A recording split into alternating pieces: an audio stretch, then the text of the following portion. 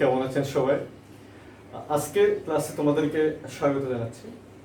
আর আজকে মূলত যে বিষয়ে কথা বলবো সেটা হলো তোমাদের যৌগ যৌগের নামকরণ পর্ব 5।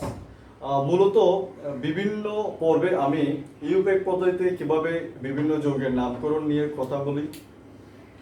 আজকে মূলত জৈব অ্যাসিডের জাতকের কিভাবে নামকরণ করবে সে বিষয়ে কথা বলবো। তো শুরুতে শিক্ষার্থীরা প্রথমে একটু বলি জৈব অ্যাসিডের জাতকটা আসলে কি। তোমরা একটু খেয়াল করবে, আমরা যখন কার্বক্সিলিক অ্যাসিড বা জৈব অ্যাসিড বলি, ওই জৈব অ্যাসিডের ওএস মূলকটি মূলত প্রতিস্থাপিত হয় এবং সেটা যদি কখনো অ্যালকোহল কিংবা উত্তপ্ত অ্যামোনিয়া কিংবা ফসফরাস পেন্টাক্লোরাইড এবং ফসফরাস ক্লোরাইড ইত্যাদি যৌগের সাথে পৃথক পৃথকভাবে বিক্রিয়া করে ওএস মূলককে যদি প্রতিস্থাপিত করে তখন নতুন নতুন আমরা কিছু যৌগ পাই। সেগুলো হয় এস্টার, অ্যামাইড, অ্যাসিড অ্যানহাইড্রেট এবং অ্যাসিড হ্যালাইড। তো আমি আজকে মূলত চেষ্টা করব পৃথক পৃথকভাবে কিভাবে আপনি খুব সহজে এস্টার, অ্যামাইড, অ্যাসিড অ্যানহাইড্রেট এবং অ্যাসিড হ্যালাইড এই যৌগগুলোকে ইউপেক পদ্ধতিতে নামকরণ করতে পারেন এবং খুব সহজে কিভাবে মনে রাখতে পারেন। আসলে আমরা যদি প্রথমে একটু এস্টার দিয়ে শুরু করি, সবাই কম বেশি এস্টারের সাথে পরিচিত। কারণ এই এস্টারের মধ্যে একটা সুমিষ্ট ব্যাপার আছে। তো ব্যাপারটা কেমন? যেমন আপনারা সবাই জানেন, আমরা যখন কোনো একটা পাকা ফল কিংবা বিভিন্ন ফুলের গন্ধ নিই, তার মধ্যে দেখা যায় একটা সুমিষ্ট গন্ধ। এটা মূলত বিভিন্ন ধরনের এস্টারের উপস্থিতির কারণ। তো যেমন আমরা যখন পাকা কলা খাই তখন তার মধ্যে যে সুমিষ্ট গন্ধটা সেটা হয় মূলত অ্যামাইল অ্যাসিটেট এস্টারের কারণে। তো এই ধরনের আরও বিভিন্ন এস্টার আছে যেগুলো আপনারা এমসিকিউর জন্য একটু দেখবেন। তো এখন আসে এস্টার জিনিসটা আসলে কি। তো আমরা যেহেতু জৈব অ্যাসিড বললাম, তো এই জৈব অ্যাসিডের যে কার্যকরী মূলক RCOOH, এখন এই মূলক থেকে আমরা এই OH কে যদি প্রতিস্থাপিত করে এখানে একটি অ্যালকোক্সি মূলক নিয়ে আসে, তো অ্যালকোক্সি মূলক যেমন OR, তখন দেখা যাবে নতুন একটি কার্যকরী মূলক বিশিষ্ট যৌগ তৈরি হবে, যে যৌগটা হবে এস্টার। তো এস্টারের গঠনটা হয় বা এস্টারের কার্যকরী মূলক সহ আমি যদি যৌগটা লিখি RCOOR, এটা প্রাইম দিলাম। আমি এখানে এই দুইটার দিয়ে দুইটি ভিন্ন অ্যালকাইল গ্রুপ বোঝাচ্ছি, অর্থাৎ ভিন্ন ভিন্ন অ্যালকাইল গ্রুপ হতে পারে। এখন আসি এই এস্টারের ইউপেক নামটা কি হবে। এই এস্টারের মূলত ইউপেক নাম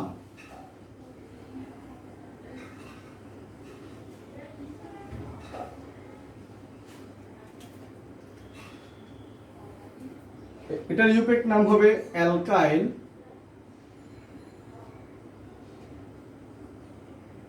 অ্যালকানয়েড।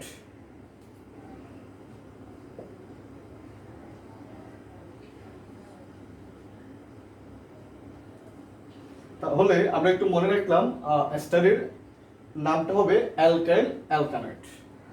তো আসলে এটা কিভাবে হয়, তো যেমন আমরা যদি একটা এক্সাম্পল দিই তাহলে বেটার হয়। একটা এক্সাম্পল দিব, এই আর এর জায়গায় আমি একটা অ্যালকাইল গ্রুপ লিখলাম, তারপর CO, তারপর O, আবার একটা অ্যালকাইল গ্রুপ দিলাম।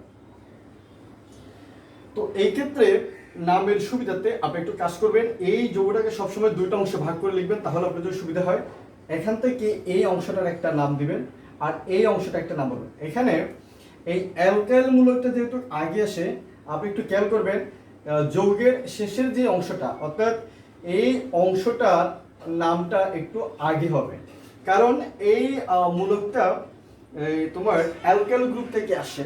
তো সেটা কিভাবে হয়, যে আমি যদি এস্টারের একটু বিক্রিয়াতে যায়, অর্থাৎ এস্টার যদি কিভাবে পাই সেটা যদি আলোচনা করি, জৈব অ্যাসিড সাথে যদি আমরা অ্যালকোহল দিই তাহলে কিন্তু এস্টার পাওয়া যায়, তাহলে ওই অ্যালকোহলের যে অ্যালকাইল গ্রুপটা সেটা চলে আসে এখানে এস্টার গঠন করে। তো সো ওই মূলকটা আগে হয়। তো এই ক্ষেত্রে এখানে যেহেতু এক কার্বন, তো এটার নাম হয় মিথাইল।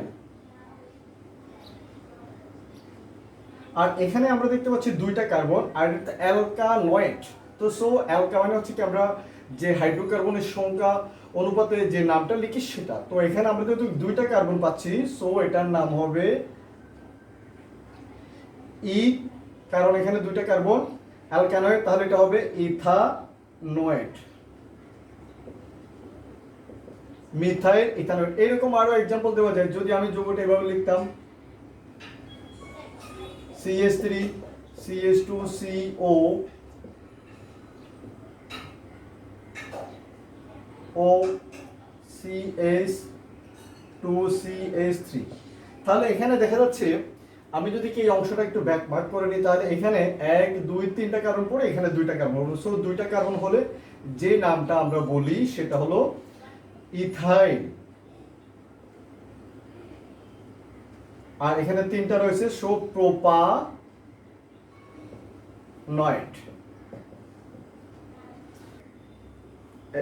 এই হলো মোটামুটি আমার একটা এস্টারের পরবর্তী যে আলোচনা সেটা হলো অ্যামাইড। শিক্ষার্থীরা আমরা এবার শুরু করব অ্যামাইড যৌগে কিভাবে নামকরণ করবে। তো একটু বলে রাখি, আমরা যখন জৈব অ্যাসিড বললাম, জৈব অ্যাসিডের সাধারণ সংকেত হয় RCOOH।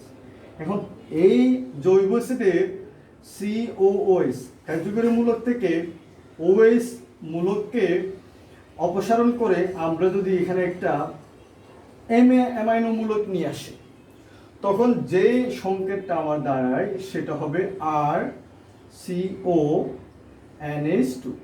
এখন এইটাই হবে মূলত অ্যামাইডের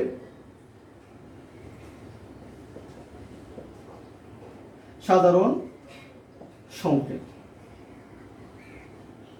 এখন এখানে আরেকটা লক্ষণীয় বিষয় সবসময় খেয়াল করতে হবে, এখানে কিন্তু প্রথমে কিন্তু একটা কার্বন কিন্তু অলরেডি রয়েছে, এটা কিন্তু আমাকে কাউন্ট করতে হবে। এটার কারণটা কি, কেন, সেটা আমি একটু পরে বলতেছি। এখন অ্যামাইডের ইউপেক নেম যেটা, ইউপেক নামটা হবে অ্যালকানামাইড।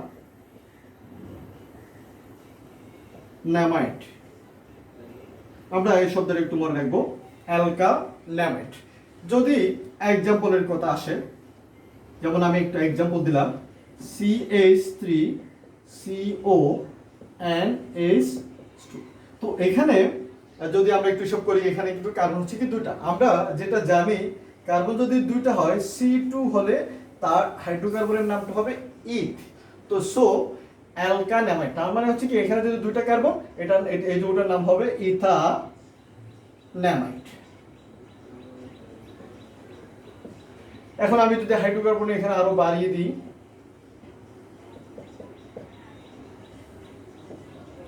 এখানে দেখা যাচ্ছে তিনটা কার্বন রয়েছে। সো আমরা জানি C3 হলে তার নাম হয় প্রো, সো এটার নাম হবে প্রোপানামাইড।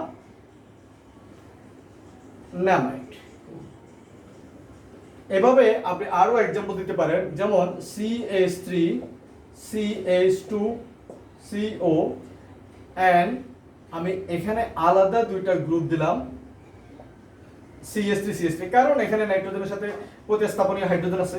তো এই যৌগের নামটা কি হবে? এই ক্ষেত্রে আপনাকে যে কাজটা করতে হবে, আমরা নাইট্রোজেনের সাথে যে অতিরিক্ত মূলকগুলো থাকবে তার নামটা আগে লিখবো। তো এই ক্ষেত্রে আমি দেখতে পাচ্ছি এখানে যেহেতু দুইটা একই গ্রুপ, সো NN কারণ হচ্ছে কি দুইটা, এজন্য হাইফেন দিয়ে আমরা ডাই লিখবো, ডাই মিথাইল। তারপর আমরা মূল কার্বন হিসাব করব। আমার এখানে কার্বন রয়েছে তিনটা, তো এটার নাম হবে প্রোপানামাইড।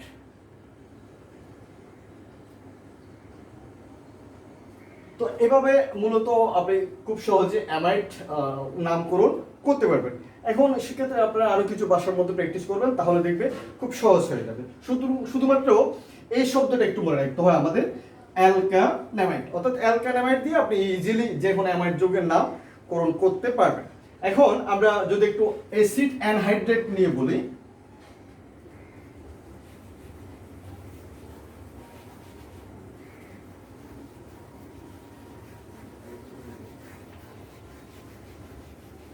তো অ্যাসিড অ্যানহাইড্রেটের ক্ষেত্রে OH অর্থাৎ জৈব অ্যাসিডের OH মূলকটা প্রতিস্থাপিত হবে। এখন এইখানে কি ঘটনাটা আসলে ঘটে, এখানে একটা মজার ব্যাপার আছে, সেটা হলো কি দুই অণু জৈব অ্যাসিড পরস্পরের সাথে বিক্রিয়া করে এক অণু পানি অপসারণের মাধ্যমে মূলত অ্যানহাইড্রেট যৌগটা গঠন করে। তো তার মানে হয় কি, একটু মনে রাখবেন, HOOC। এখন আমি মনে করেন এখানে একটা অ্যাসিড দিলাম, এখন এই যৌগটাও লিখতে পারেন, এখান থেকে OH গ্রুপ আর এখান থেকে H, এটাকে অর্থাৎ এখান থেকে -H2, অর্থাৎ এক অণু পানিকে যদি আমরা অপসারণ করে নিই তাহলে এখানে যে সংকেতটা দাঁড়ায় সেটা হবে আর CO, O, তারপর CO, তারপর হলো R।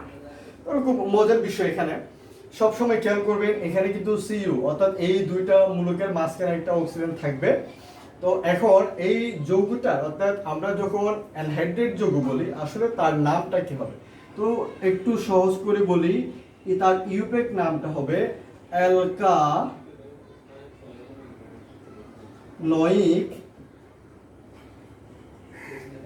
অ্যানহাইড্রেট।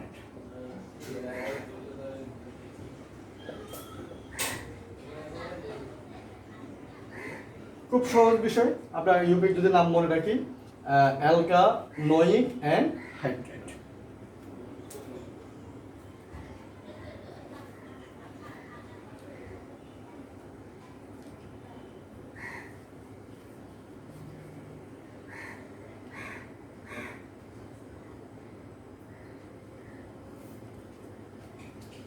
তো এই নামটা আমরা মনে রাখার পরে আমরা যদি একটা এক্সাম্পলের কথা বলি, যেমন আমি এখানে এক্সাম্পল দিলাম আপনাদের সুবিধার্থে, আপনি এখানে আর এর পরিবর্তে একটা অ্যালকাইল গ্রুপ দেন CH3CO, তারপর CO, তারপর দিলাম আবার একটা অ্যালকাইল গ্রুপ।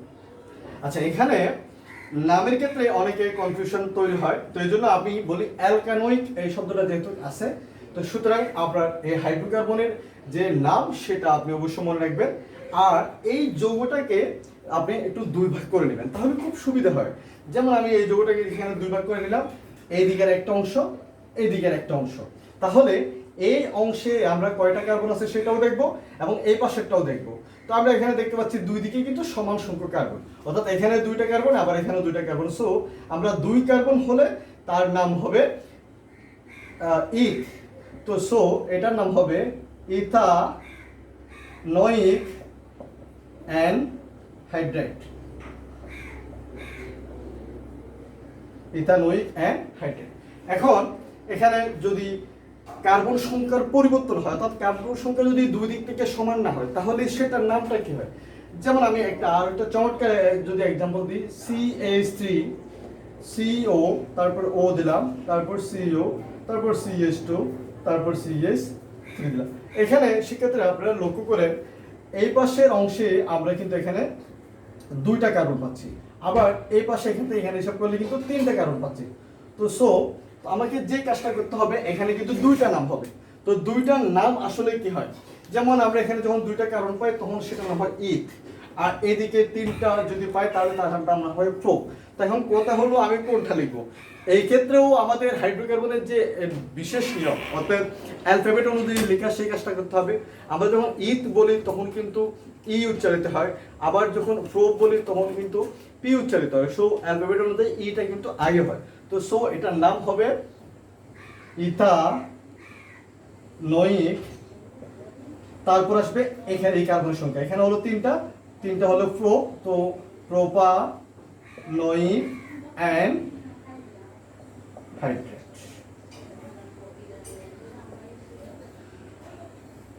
সেক্ষেত্রে আশা করি বুঝতে পারছেন কিভাবে খুব সহজে আপনি জৈব অ্যাসিডের ক্ষেত্রে, এগুলো আপনার প্রথমে একটু কঠিন মনে হবে, আপনি যদি বাসার মধ্যে একটু প্র্যাকটিস করেন আমার মনে হয় আপনি খুব ইজিলি সেটা বুঝতে পারবেন। এই গেল মোটামুটি আমার অ্যাসিড অ্যানহাইড্রেট। আমি একটু সর্বশেষ আলোচনায় চলে যাই, অর্থাৎ আমাদের যে আজকের সর্বশেষ আলোচনা, অ্যাসিড হ্যালাইডকে কিভাবে নামকরণ করবেন।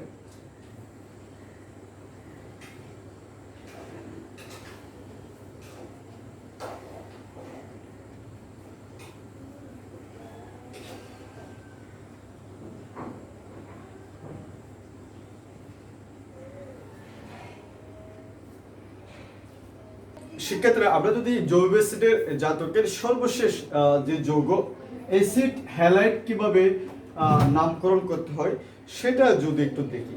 মূলত জৈব অ্যাসিডের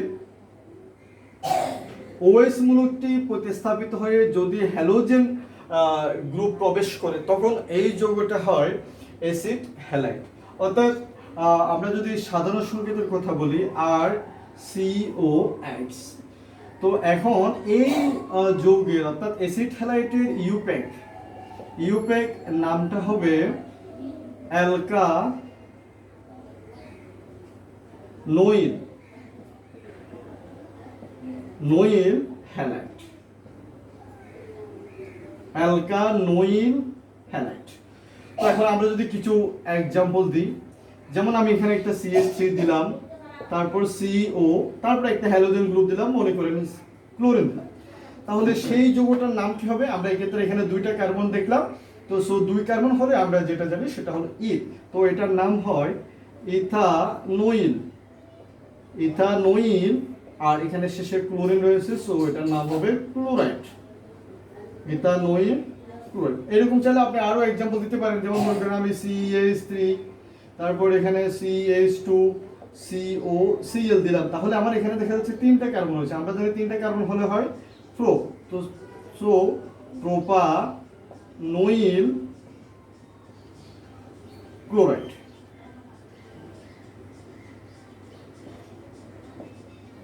তো এভাবে মূলত আপনি যৌগগুলো মনে রাখতে পারবেন। সেক্ষেত্রে আশা করি আপনারা কিছুটা হলেও বুঝতে পারছেন। তো আপনাদের কাছে আবার রিকোয়েস্ট থাকবে, আপনারা যদি আমার এই ক্লাসগুলো আপনার ভালো লাগে তাহলে অবশ্যই সাবস্ক্রাইব করবেন এবং আপনাদের ফ্রেন্ডদেরকে ইনভাইট করবেন। তো এখন আমি সর্বশেষ যে ট্রিক্সটা, অর্থাৎ আপনার যেটা খুব কার্যকর হবে মনে রাখার জন্য সেটা একটু বলি। সেটা হলো কি, জৈব অ্যাসিড যখন আপনি কাউন্ট করবেন RCOOH, তো এখান থেকে সবসময় মনে রাখবেন এই OH গ্রুপটা চলে যাবে। এখন এই OH গ্রুপ চলে গিয়ে মূলত এস্টার গঠন করে, অ্যামাইড গঠন করে, অ্যাসিড অ্যানহাইড্রেট গঠন করে, কিংবা অ্যাসিড হ্যালাইড গঠন করে। তো এই ক্ষেত্রে আমার যে কাজটা করণীয় সেটা হলো কি, আমরা সবসময় এই মূলকটাকে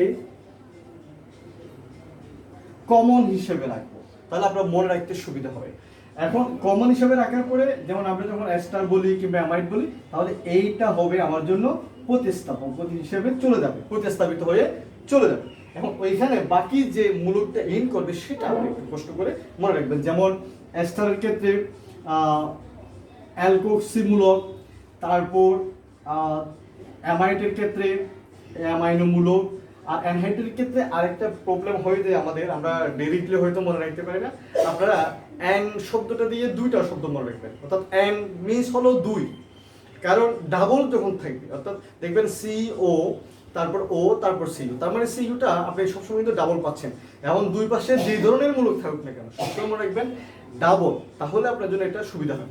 আরেকটা বিষয়, হ্যালাইড শব্দটা যখন পাবেন সবসময় মনে রাখবেন সেটা হচ্ছে কি হ্যালোজেন গ্রুপ, তো সেটা ক্লোরিন, ফ্লোরিন, ব্রোমিন ইত্যাদি হতে পারে। এখন আর যেহেতু অ্যাসিড বলা আছে, তার মানে জৈব অ্যাসিডের জাতক, এজন্য অ্যাসিড। তো এই ক্ষেত্রে আমরা যেমন এটা তো মনে রাখবো দুইটি CU, তারপর আবার যখন অ্যাসিড হ্যালাইড হবে তো সব মনে রাখবো RCU, এবং শেষে হ্যালোজেন। এই অংশটা কিন্তু কমন। তো এভাবে মূলত এই যৌগগুলা আপনি যদি একটু বাসায় প্র্যাকটিস করেন, আশা করি আপনার খুব সহজে মুখস্থ হয়ে যাবে। তো যাই হোক শিক্ষার্থীরা, আমি আজকের ক্লাসের শেষের দিকে চলে আসলাম। তো আপনারা আমাকে কমেন্টের মাধ্যমে জানান যে এস্টারের কথা বললাম, কিংবা অ্যামাইডের কথা বললাম, কিংবা অ্যানহাইড্রেট কথা বললাম, কিংবা আমার অ্যাসিড হ্যালাইডের কথা বললাম, এখানে কোনটা আপনার প্রবলেম রয়ে গেছে বা কোনটা আপনার আজকে বুঝতে সুবিধা হয়েছে। এবং আরো একটা বিষয় আপনাদের জন্য যদি আমি হোমওয়ার্কের কথা বলি, সেটা আপনার কমেন্টে লিখবেন। সেটা হলো, আমরা পাকা আনারস বলি কিংবা জেসমিন ফুল বলি, এই দুইটি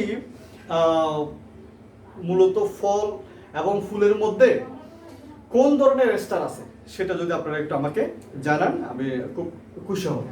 তো যাই হোক, সবাই অনেক বেশি ভালো থাকবে, সুস্থ থাকবে। তো যাওয়ার আগে সর্বশেষ যে কথা, যারা এই পর্যন্ত আমার চ্যানেলটি সাবস্ক্রাইব করেছেন তোমাদেরকে থ্যাংক ইউ, এবং সবাই অনেক অনেক ভালো থাকো, সুস্থ থাকো। আজকের মতো এখানে শেষ করলাম, ধন্যবাদ।